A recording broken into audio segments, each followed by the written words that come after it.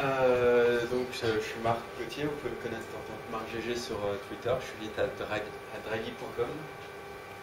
Donc, on essaye de faire Airbnb pour les voitures. Et je vais parler de construire des applications mobiles avec JavaScript. Alors, juste.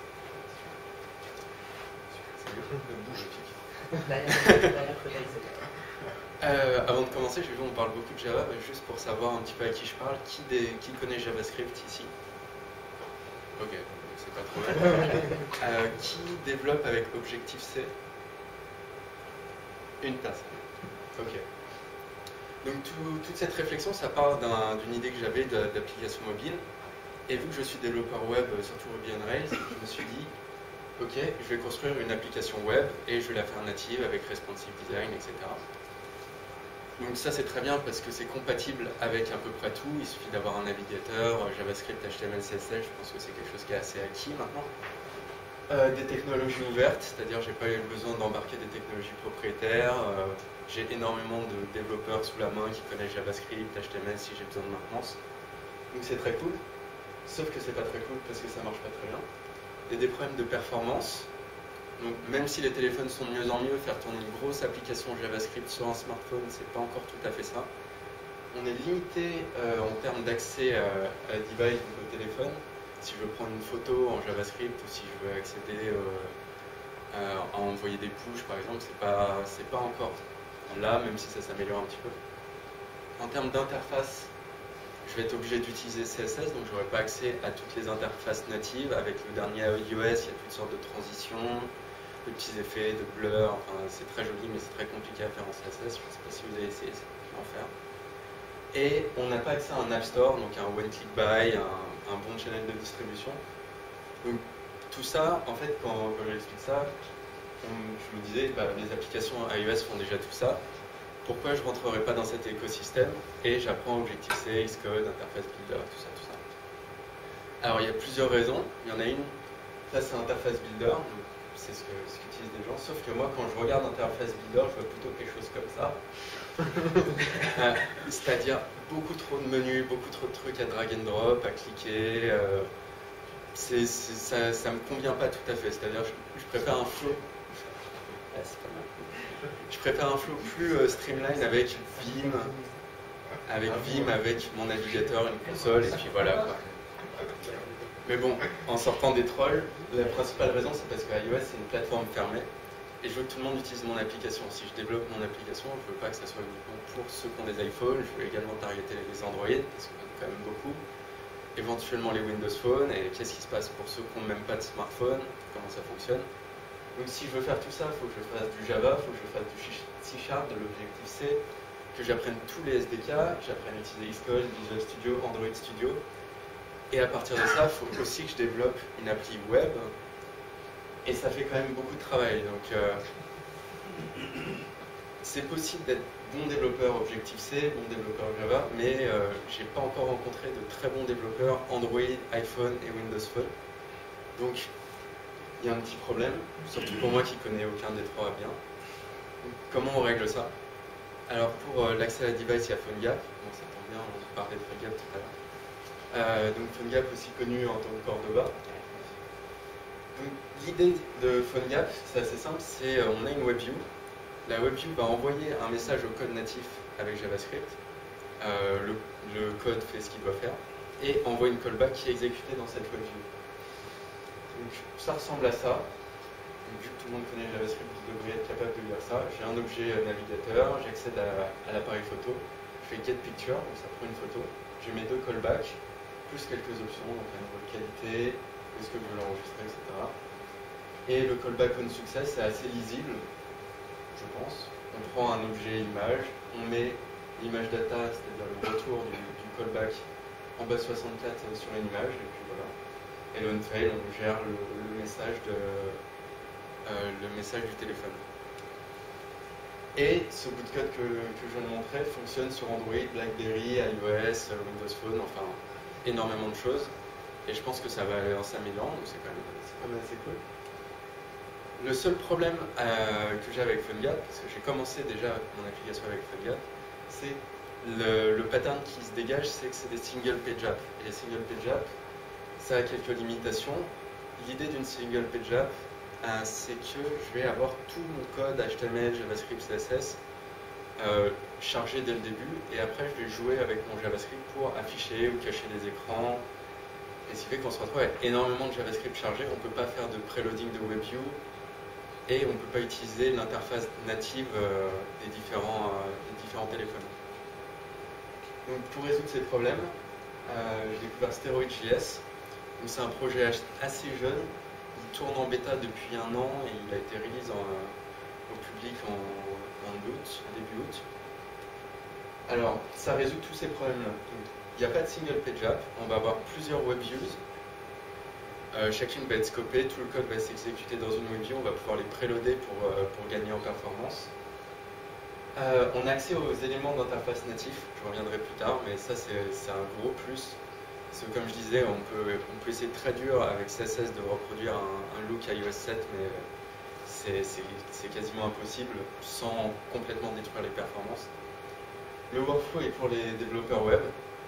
C'est-à-dire comment je développe avec Steroid, c'est j'ai mes devices sur mon bureau, je fais mes modifications dans Vim, j'enregistre, ça rafraîchit sur les devices, sur le simulateur, l'émulateur que j'ai sur mon ordinateur, et tout marche simplement. J'ai pas besoin de compiler, j'ai pas besoin de drag and dropper des choses, c'est assez simple. Enfin, moi en tant que développeur web, ça me parle beaucoup. Et je peux écrire du HTML, CSS et JavaScript. Alors, je vais faire un petit exemple d'application. Bon, je ne vais pas me tenter à coder, ça ne me réussit jamais en démo. Et en plus, c'est une application très corporate, proche de la défense. Donc c'est une petite application web pour afficher des chats dans l'espace. Alors, ça ressemble à ça. Alors, j'ai enlevé tous les trucs autour. Là, j'ai un fichier HTML, j'ai pas mis le doctype, etc. Ça va de soi. Mais c'est à peu près aussi simple que ça. Donc j'ai un fichier de config qui a cette tête-là. Donc je vais créer 2 tabs, c'est ce qui est en bas de l'application. Une avec des chats, l'autre avec des chiens. Je spécifie un icône, je spécifie un pass, donc localhost views cache cats.html. Localhost, c'est juste, il faut visualiser, il y a une espèce de faux serveur qui tourne sur la device. Ensuite, j'ai mon fichier cats.html où je mets une image. J'en aurai un autre pour chacune de mes tables, si on voit .html, ça fera la même chose. Dans mon fichier JavaScript, je vais créer une navigation bar. Donc c'est ce qui est tout en haut de l'application. Je vais l'afficher avec show. Je vais lui créer un titre ici. Ensuite, je vais créer un bouton miaou où je vais lui mettre un titre et je vais l'assigner à la navigation bar en haut à droite. Donc ça, c'est un pattern super classique pour une application mobile sur iOS avec les tabs en bas et la navigation bar en haut. Et donc ça ressemble à ça.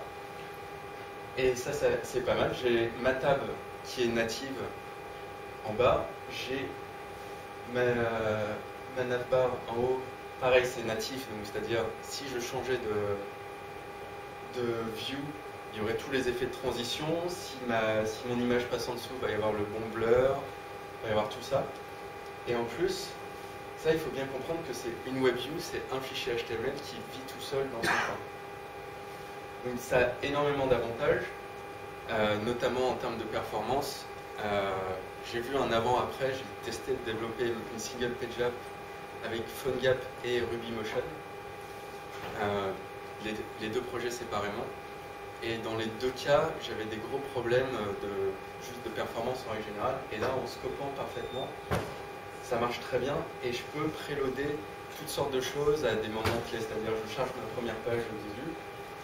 Et dès que c'est fini, je peux charger la deuxième table. Donc c'est un bon gain de temps, un bon gain de perf. Et je peux utiliser d'autres standards comme HTML5. Là, par exemple, dans mon fichier chat.js, sur le bouton qui était en haut à droite, si je veux qu'il envoie un message à une autre table, je peux utiliser l'API HTML5 PostMessage, donc c'est une API standard. J'envoie mon message ici. Dans l'autre WebView, j'ajoute un event listener sur le message. Encore c'est standard. Et si le message est miaou, dans ce cas-là, je peux réagir. Donc, ce qui est pas mal. Donc, si vous voulez savoir plus là-dessus, j'ai écrit un blog post sur mon blog, il y a l'adresse sur la dernière slide. Grosso modo, c'est un projet encore assez jeune. j'ai pas encore mis d'application en production dessus, je vais bientôt mettre une application en production, donc revenez me parler dans 3-4 mois, j'en saurai plus, mais a priori c'est bien parti. Il supporte très bien iOS, Android c'est pas encore tout à fait ça, mais il travaille dur là-dessus. Et grâce à tout ça, j'espère qu'on aura une expérience moins fermée et meilleure pour les utilisateurs qui vont pouvoir avoir des applications adaptées à leur device, performantes, avec l'UI qui va bien, et pour les développeurs qui vont ne pas être obligés de s'enfermer dans un framework, dans un écosystème propriétaire, parce que pour créer une application mobile, j'ai pas envie d'apprendre Objective-C, de devenir un développeur Objective-C qui peut développer uniquement pour iOS, uniquement pour Apple. C'est quand même mieux de rester dans les standards. Voilà, merci.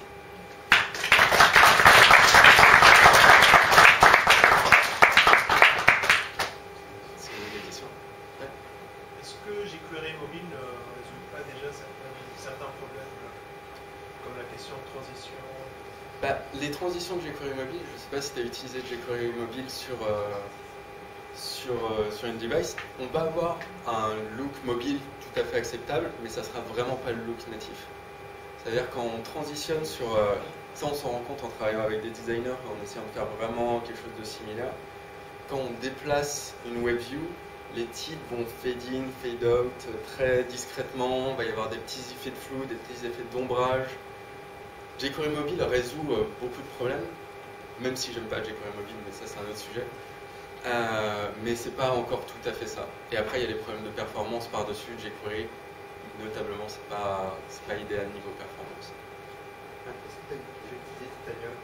J'ai utilisé Titanium. Titanium, c'est pas mal, mais la nuance c'est ici j'écris du HTML vraiment, et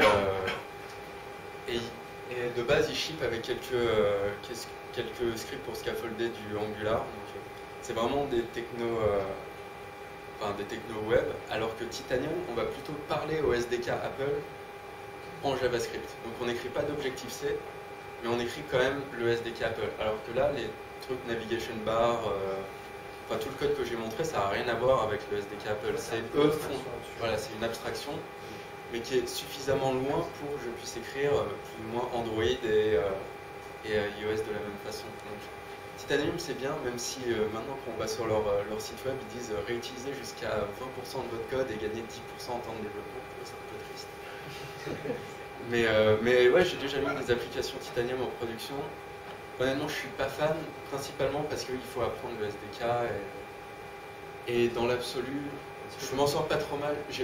Avec Steroid, j'ai pas tous les éléments du UI natif, c'est-à-dire j'ai pas les table view, les trucs comme ça. Mais avec la navbar, le nav menu, la tab bar, les modales, quelques transitions, honnêtement, on peut construire 90% des apps. Je pense pas que ça soit pour tout le monde. Par exemple, la Drivey, on n'utilise pas ça, on est un développeur iOS.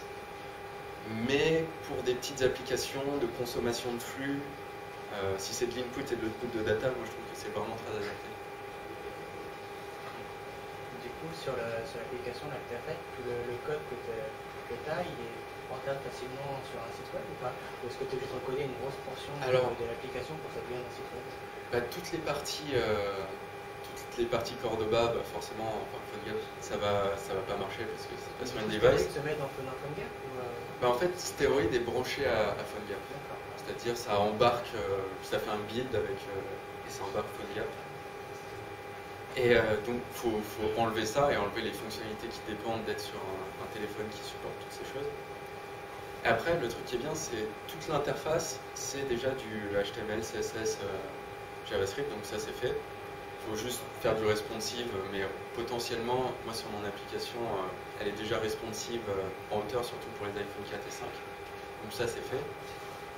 Et le truc qui est bien, c'est aussi plus sur le futur et sur la philosophie, c'est dans l'absolu, si il y a Chrome OS, Firefox OS, toutes ces choses qui arrivent, il suffit qu'ils supportent ça, et si c'est le même format d'interface, c'est-à-dire une tab bar en bas, une nav bar en haut, ça pourrait marcher directement si c'est une espèce de début pour construire un standard. Mais ouais, je pense qu'on réutilise une grosse partie du CSS, enfin tout le CSS, tout le HTML. Il faudrait écrire un petit peu de JavaScript, surtout au niveau des interactions entre web. Ça, j'ai pas encore essayé de le faire. Une question par là. L'application JavaScript, c'est très bien, mais ça permet de faire une plateforme, mais est-ce que tu as testé ça avec le framework en Angular, toute forme de JavaScript qui permet d'améliorer un peu rajouter Angular par-dessus et tout ça. Oui, bah là, comme je disais, c'est des WebView, donc on peut mettre Angular, on peut mettre Backbone, on peut mettre ce qu'on veut. Moi, sur mon application, j'ai un petit peu d'Angular. J'essaie encore de décider ce que je pense d'Angular, mais ça c'est encore un autre sujet. Mais Steroid, eux, push vachement Angular comme solution. Et si il s'agit juste de consommer, d'afficher des données venant d'une API REST, d'une API RESTful, il y a déjà des générateurs qui vont générer des affichages avec Angular.